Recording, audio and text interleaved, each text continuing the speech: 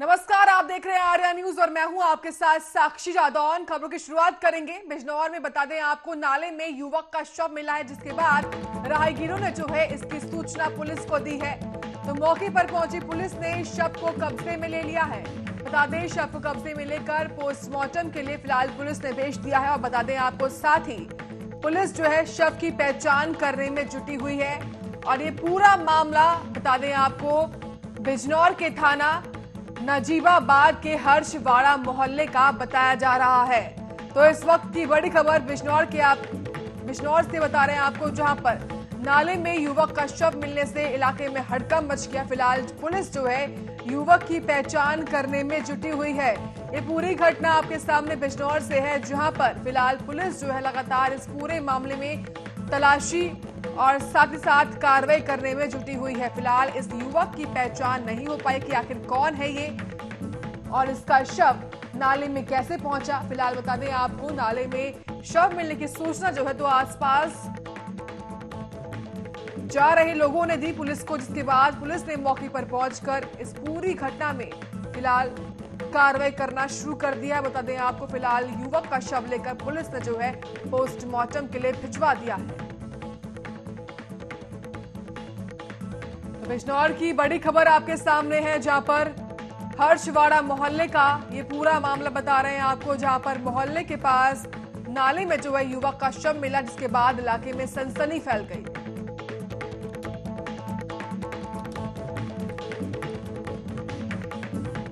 वहीं बिजनौर में तेज रफ्तार रोडवेज बस जो है बिजली के पोल से टकरा गई है। आपको बता दें, घने कोहरे की वजह से ये हादसा हुआ है।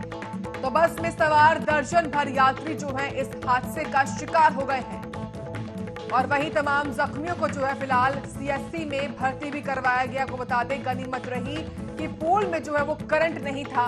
और फिलहाल ये पूरी घटना थाना नूरपुर के अमरोहा मार्ग की बताई जा रही है। तो आज सुबह से घना कोहरा छाया हुआ था, इसके चलते तमाम जगहों पर हादसे होते हुए दिखाई दिए। फिलहाल ये पूरी घटना बिजनौर में सामने आई है, जहां पर बता दें आपको पोल से टकराई, जिसके बाद ये पूरी घटना हो गई है। आपको बता दें, फिलहाल पोल में जो है करंट नहीं था, इसके बाद से इस घटना में जो है जान माल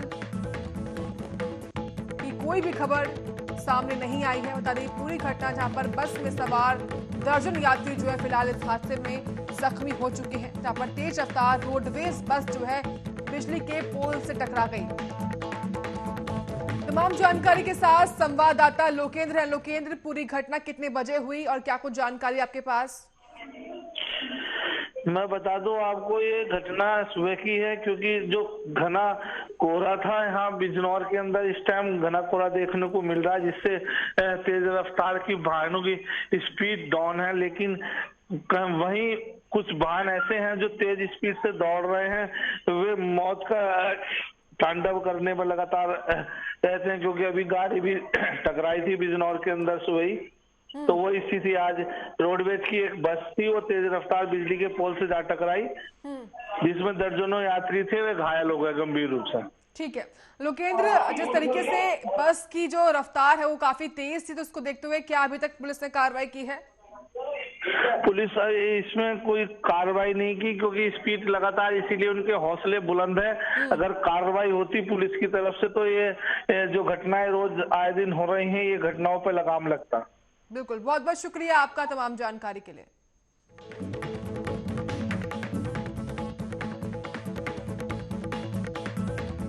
वहीं लखीमपुर खीरी में 6 दिन पूर्व उत्तराखंड के चमोली जनपद में तपोवन हाइड्रो पावर प्रोजेक्ट में ग्लेशियर टूटने के बाद आई बाढ़ की चपेट में आने से मौत के बाद युवक का शव जो है वो घर पहुंचा है, जहां पर इसके बाद जो है युवक का अंतिम संस्कार किया गया।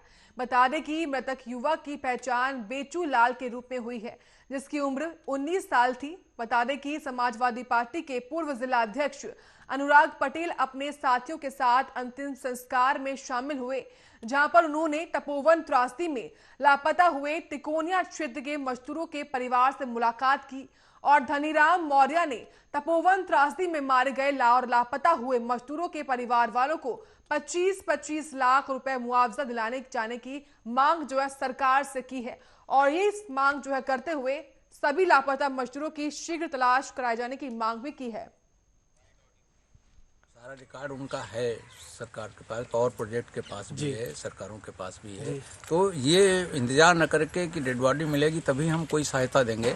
हमारी तो यही मांग है कि जो प्रूफ मौजूद हैं उनके आधार पे आप जो है तुरंत अविलंब जो है सहायता राशि दिया जाए, परिवारों को दिया जाए, और वो भी कम से कम 25-25 लाख रुपए। इससे कम में परिवारों का भरण पोषण नहीं हो सकता। और दोनों सरकारों से, हम उत्तराखंड और उत्तर प्रदेश दोनों सरकारों से मांग करते हैं कि नियमों को शिथिल करते हुए जो है इसमें कार्रवाई करने की जरूरत है। तभी इस त्रासदी से परिवारों को थोड़ा सा संतोष मिलेगा। देखिए कोई वापस नहीं ला सकता है, लेकिन एक संतोष तो हम वापस नहीं ला सकता है बस। लेकिन एक परिवार को थोड़ी सी राहत की, क्योंकि उनको अपने भरण पोषण का थोड़ा। तो 25-25 लाख रुपए मुआवजे दिलाने की मांग जो है सपा के वरिष्ठ नेता द्वारा की जा रही है। आपको बता दें, फिलहाल उत्तराखंड में आई त्रासदी के बाद जिस तरीके से लखीमपुर खीरी के तमाम मजदूर जो है लापता हो गए थे, और उसी कड़ी में जो है त्रासदी में युवक की मौत होने के बाद से युवक का शव जो है उसके घर पहुंचा, जिसके बाद जो है परिवार में कोहराम मच गया।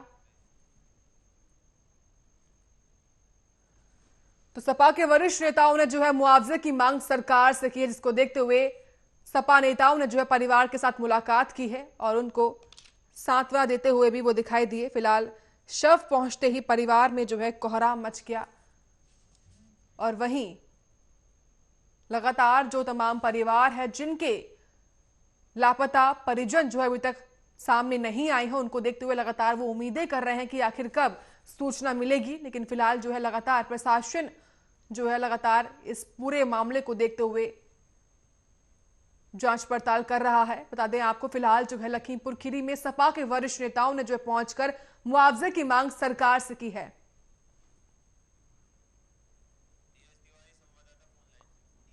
तमाम जानकारी के साथ धीरज तिवारी हैं। धीरज तिवारी, उत्तराखंड में आई त्रासदी के बाद जिस तरीके से युवक का शव उसके घर पहुंचा है, फिलहाल क्या कुछ इस पूरे मामले को लेते हुए जानकारी आपके पास? जी, घटना के 6 दिन बाद 19 वर्षीय मजदूर सूरज का शव गांव पहुंचा, जिसको लेकर पूरे गांव में हाहाकार पहले से ही चल रहा था। सबको देखने के बाद परिजनों का रो रो कर बुरा हाल हो रहा है, जिसपे समाजवादी पार्टी के पूर्व जिलाध्यक्ष अनुराग पटेल अपने साथियों के साथ भी पहुंचे थे मौके पर। परिवार वालों को सांत्वना देकर सरकार की तरफ से हर सुविधा मुहैया कराने के लिए आश्वासन दिए हैं। बिल्कुल धीरज, जिस तरीके से खुद सपा नेता पहुंचे हैं और उन्होंने मुआवजे की मांग सरकार से की है, ऐसे में क्या खुद व्यक्तिगत रूप से क्या उन्होंने कोई मदद की है परिवार को? जी, अभी तो मदद के लिए आश्वासन दिए, लेकिन अभी व्यक्तिगत अभी तो फिलहाल तो कोई मदद नहीं की है। जी, बहुत बहुत शुक्रिया धीरज तिवारी आपका तमाम जानकारी देने के लिए।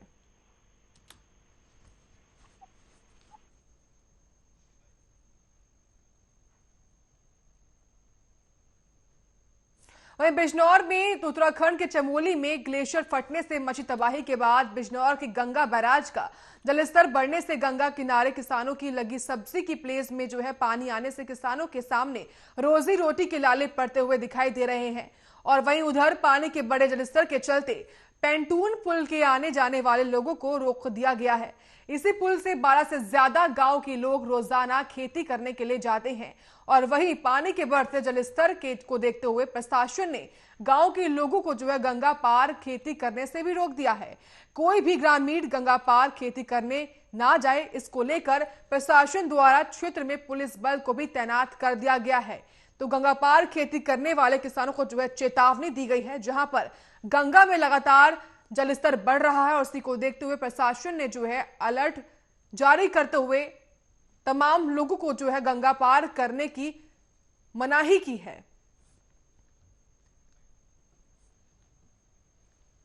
मेरा नाम सोनू कुमार है, मीरापुर गांव से।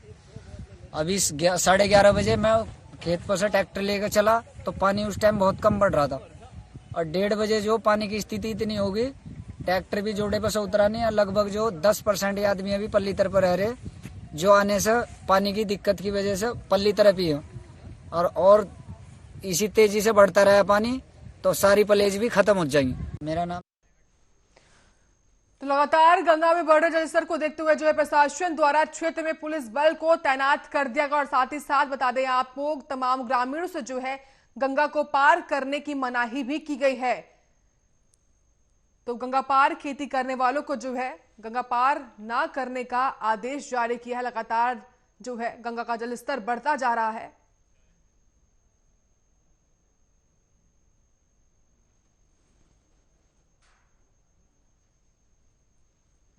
तो बिजनौर में खेती करने वालों को चेतावनी जारी की गई है, जहां पर गंगा में लगातार जलस्तर बढ़ता जा रहा है। उसी को देखते हुए प्रशासन ने जो है अलर्ट जारी कर दिया है। तो बढ़ते जलस्तर को देखते हुए लगातार क्षेत्र में पुलिस बल को भी तैनात किया गया और साथ ही साथ खेती करने वाले किसानों को जो है चेतावनी भी जारी कर दी है। तमाम जानकारी के साथ लोकेंद्र फिलहाल क्या कुछ स्थिति बनी हुई है? मैं आपको बता दूं, इसमें हमारा जो उत्तर प्रदेश है, उत्तर प्रदेश से हमारी जो कुछ जो किसान है उनकी जो जमीन है वो गंगा पार पड़ता है, उधर है उत्तराखंड में पड़ती है। वहां लगातार वे अपने जानवरों का चारा लेना जाना पड़ता है उन्हें, तो उन्हें दिक्कतों का सामना करना पड़ा, जिससे बारिश जो पानी था वो तेज गति से बह रहा है और जो पुल था उसको रोक दिया गया है आने जाने से। पुलिस प्रशासन वहां तैनात है, किसी को आने जाने नहीं दिया जा रहा है क्योंकि कोई बड़ी घटना ना हो जाए। बिल्कुल लोकेंद्र, कब तक ऐसी स्थिति बनी रहेगी? इसको लेकर क्या सिचुएशन साफ हो पाई है? लगातार 3 दिन से पानी बढ़ रहा है और कल तो बिल्कुल चरम सीमा पर था, पुल से बिल्कुल छू के पानी चल रहा था, जिसकी वजह से पुलिस प्रशासन को एक कदम उठाना पड़ा। अगर लगातार ऐसे ही पानी बढ़ता रहा तो कई दिन ये बंद रहेगा, अगर घटा पानी तो फिर इसको खोल दिया जाएगा रास्ते को। बिल्कुल, बहुत बहुत शुक्रिया लोकेंद्र सिंह आपका तमाम जानकारी देने के लिए।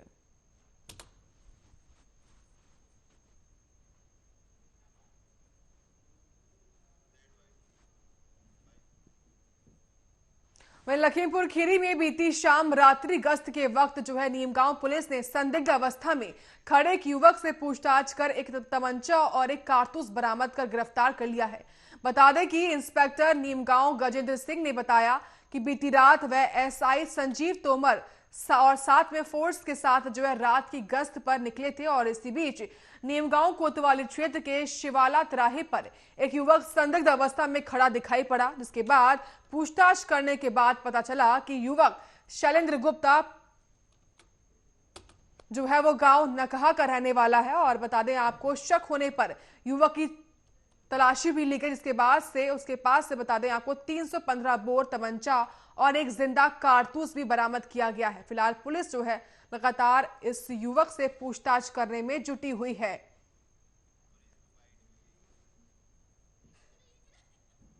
तो युवक के पास एक तमंचा और एक सरकार के पास पावर प्रोजेक्ट के पास भी है, सरकारों के पास भी है, तो ये इंतजार न करके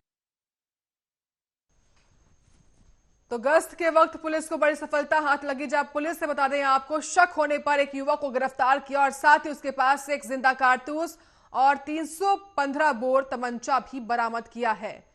फिलहाल पुलिस लगातार इस युवक से पूछताछ करने में जुटी हुई है। बता दें आपको लगातार पुलिस द्वारा ऑपरेशन क्लीन और साथ में जो है गश्त भी की जा रही है और इसी कड़ी में पुलिस को सफलता हाथ लगी, जब पुलिस ने जो है शक होने पर एक युवक को गिरफ्तार कर लिया है।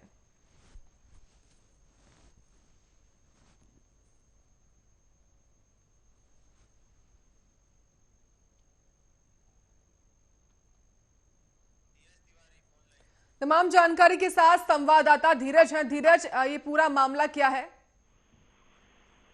जी, बीती रात नीमगांव नीमगांव कोतवाली इंस्पेक्टर अपने हमराहियों के साथ एसआई संजीव तोमर के साथ शिवाला मोड़ पे गश्त कर रहे थे। अचानक एक व्यक्ति दिखा जिसको पकड़कर तलाशी वगैरह ली गई, तो उसके पास से 315 वो तमंचा, एक जिंदा कारतूस बरामद हुई है, जिसको पुलिस कोतवाली पर लाकर कार्रवाई करने के बाद जेल भेजा गया है। बहुत बहुत शुक्रिया धीरज तिवारी आपका तमाम जानकारी के लिए।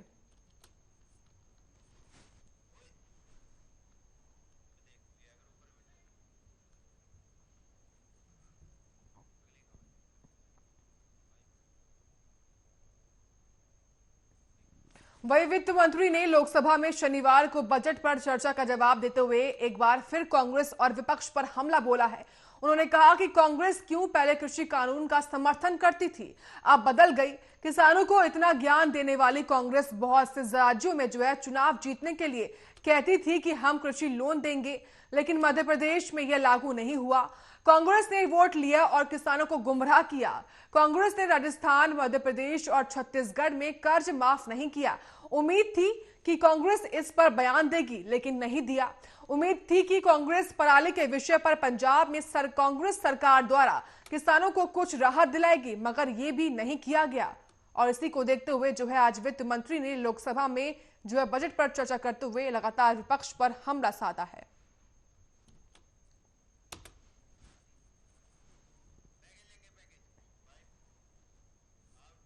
वहीं पश्चिम बंगाल में साल होने वाले विधानसभा चुनावों से पहले टीएमसी की प्रमुख और मुख्यमंत्री ममता बनर्जी को लगातार राजनीतिक झटके लग रहे हैं। पिछले कुछ दिनों से लगातार टीएमसी नेता पार्टी छोड़कर बीजेपी में शामिल हो रहे हैं। वहीं इसी कड़ी में टीएमसी से राज्यसभा सांसद और पूर्व केंद्रीय मंत्री दिनेश त्रिवेदी ने राज्यसभा से बता दें आपको अपने इस्तीफे का ऐलान किया है। और उसी को लेकर एक रिपोर्ट देखिए।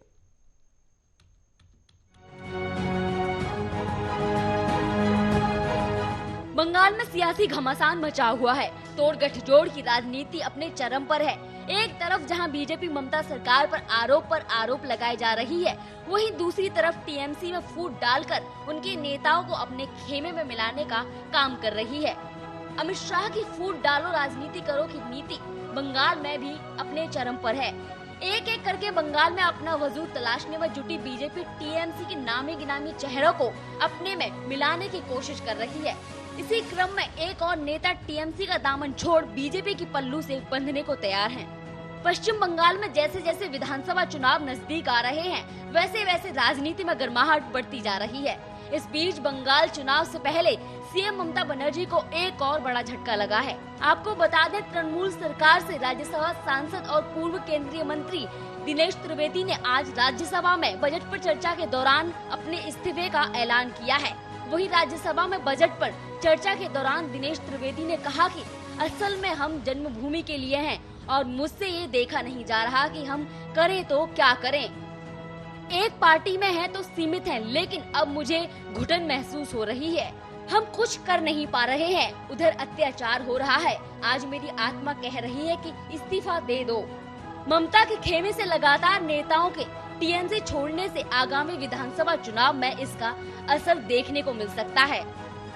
Special desk, Arya news.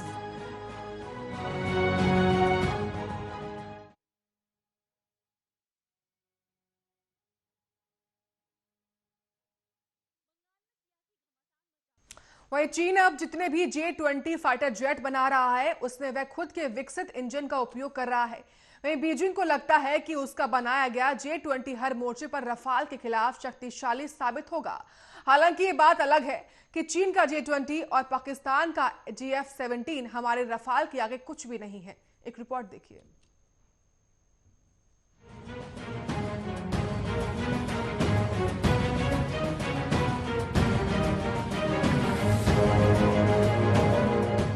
सीमा विवाद के बीच भारतीय वायुसेना अपनी ताकत में लगातार इजाफा कर रहा है। मार्च तक वायुसेना के बेड़े में कुछ और रफाल शामिल होने की उम्मीद जताई जा रही है। भारत के पास अभी 11 रफाल एयरक्राफ्ट हैं, जिसकी संख्या मार्च तक बढ़कर 17 हो जाएगी। भारतीय वायुसेना में फाइटर जेट रफाल की बढ़ती संख्या से चीन घबरा गया। रफाल से मुकाबले के लिए वह अपने J-20 स्टील लड़ाकू विमान को अपग्रेड करने में जुट चुका है। साउथ चाइना मॉर्निंग पोस्ट के अनुसार चीन के शुरुआती J-20 लड़ाकू विमानों में रूसी इंजन लगा हुआ है, जिसे स्थानीय स्तर पर बनाए गए अधिक उन्नत इंजन के साथ बदलने की अब योजना पर काम किया जा रहा है। इतना ही नहीं, जानकारी ये भी है कि J-20 ट्विन सीटर में अभी लगे WC-10 को भविष्य में अधिक शक्तिशाली WS-15 इंजन से बदला जा सकता है। चीन ने अब तक कुल 50 J-20 लड़ाकू विमान का निर्माण कर लिया है। इनमें से कुछ भारत और साउथ चाइना सी के मोर्चे पर तैनात है। चीन अब जितने भी J-20 फाइटर जेट बना रहा है, उसमें वो खुद के विकसित इंजन का उपयोग कर रहा है। बीजिंग को लगता है उसका बनाया J-20 हर मोर्चे पर रफाल के खिलाफ शक्तिशाली साबित होगा। हालांकि ये बात अलग है कि चीन का J-20 और पाकिस्तान का JF-17 दोनों लड़ाकू विमान रफाल के आगे कुछ भी नहीं है। चीनी J-20 की कुछ मुख्य भूमिका स्टील्थ फाइटर की है, जबकि रफाल को कई कामों में लगाया जा सकता है। J-20 की बेसिक रेंज 1200 किलोमीटर है, जिसे 2700 किलोमीटर तक बढ़ाया जा सकता है। इसके जवाब में रफाल की रेंज 3700 किलोमीटर है और ये अपने साथ 4 मिसाइल ले जा सकता है। इसके अलावा रफाल का विंग स्पैन केवल 10.90 मीटर है, जो इसे पहाड़ी इलाकों में उड़ने के लिए आदर्श एयरक्राफ्ट बनाता है। भारत की बढ़ती सैन्य शक्ति से पाकिस्तान भी बेचैन है। उसे रफाल के साथ साथ मोर्टियर, माइका जैसी मिसाइलों और भारत के S-400 मिसाइल डिफेंस सिस्टम ने परेशान कर रखा है। बता दें कि पाकिस्तानी वायुसेना वर्तमान में अपने 124 JF-17 फाइटर जेट पर ही निर्भर है। इसके अलावा उसके पास 40 से भी कम संख्या में F-16 और मिराज फाइटर जेट हैं। पाकिस्तान इस मामले में काफी हद तक चीन पर निर्भर हो चुका है। कुछ समय पहले भी दोनों देशों ने संयुक्त युद्धाभ्यास भी किया था। Special desk Arya news.